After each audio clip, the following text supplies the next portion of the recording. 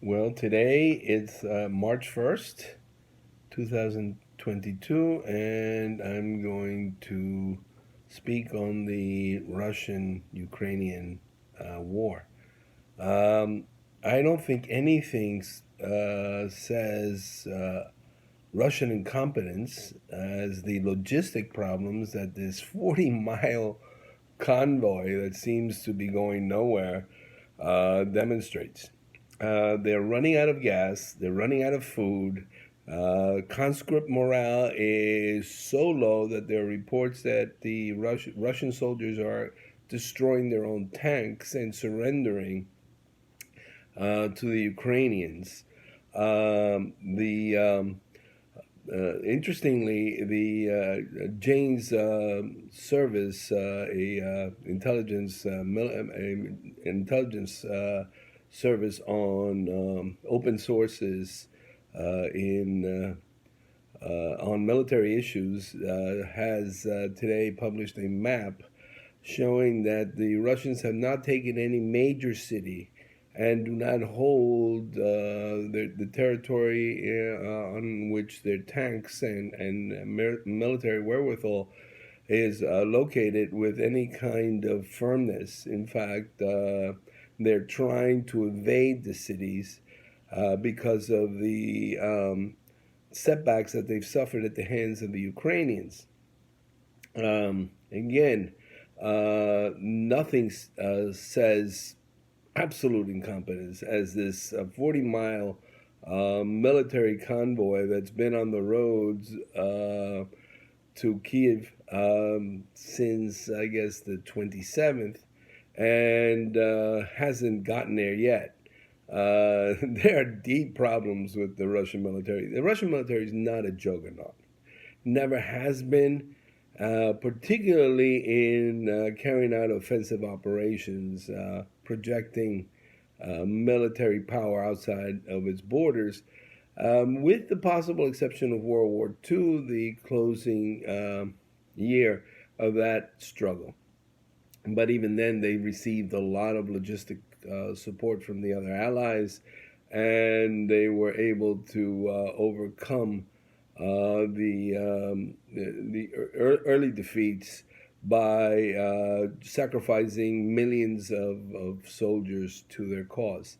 Again, the Russian military today is very, very under prepared for this kind of military push.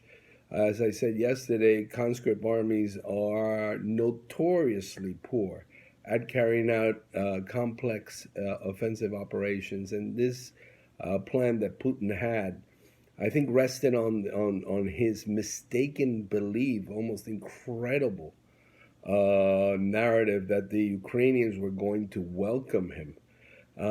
Yes, the Ukrainians have cultural ties to the Russians, but they have had a strong nationalist, anti-Russian um, current for decades. In fact, in 1918, they broke away from the Russian Empire. They were led by the Rada, Rada, a Ukrainian nationalist group, which was also socialist, but they sided with the German imperial forces, and they were opposed to the Bolsheviks and took advantage of Lenin's kind of anti-Russian mindset on the nationalities issue to break away from Russia, although that was temporary, and fell victim to the Civil War and the consolidation of power by Stalin. Um, so it did not ultimately succeed. But the Ukrainians do see themselves, particularly Western Ukrainians, as a distinct people with a distinct culture, primarily based on Roman Catholicism, and a language that is closer to Polish than it is to Russian. Eastern Ukraine is different. Eastern Ukraine is much more Orthodox, much more ethnically Russian and linguistically Russian. Even Kharkiv is primarily a Russian-speaking city. and that. But even there, you have strong opposition to losing its sovereignty and its freedom under the Russian yoke, and I don't think Putin understands that very well. I think he is subsumed in the ideology of Third Rome, Ivan Ilyin, and Russia's spiritual mission in the world, and the Western conspiracy over centuries to destroy Russia and destroy Russia's spiritual mission. In a way, Russia has always had that dichotomy. All you have to do is read the brothers Karamazov to see the different characters there play out this Russian struggle for the national soul. You have, of course, Ivan being the Western intellectual, devoid of any kind of Russian spirituality, determined to do anything because anything is possible without God.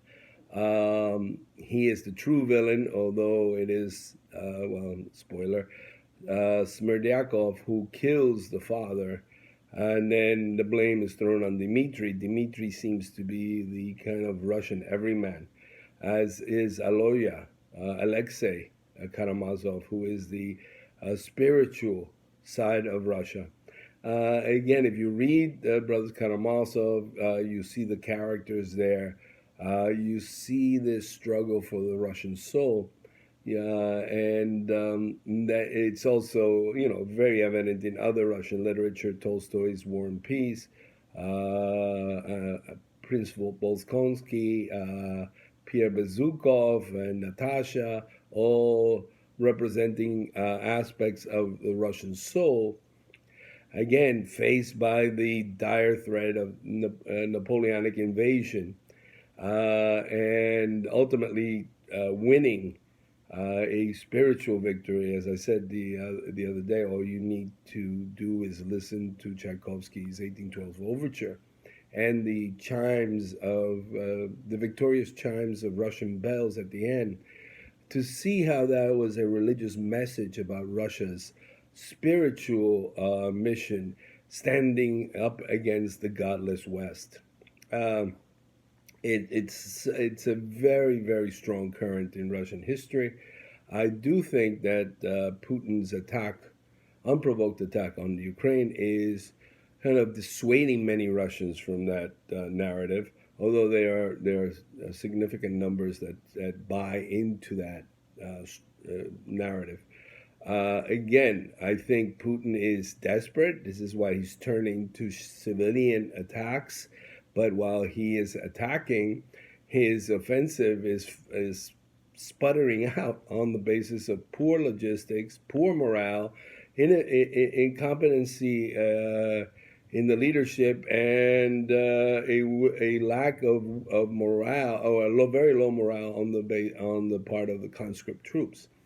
The economic sanctions are beginning to work against them, and I think that they will cause enough pain so that if Putin doesn't resolve this in, I would say, weeks, he might be overthrown. I am not so sanguine as Neil Ferguson, who I saw the other night, say that Putin is not likely to be overthrown. I am not so convinced of that. I think the Russians see what's happening, and the war in Ukraine is a very unpopular war to many. And I think growing opposition to Putin is likely, and it may be critical enough to overthrow him. Again, these are my views, and I am posting them tonight. Thank you.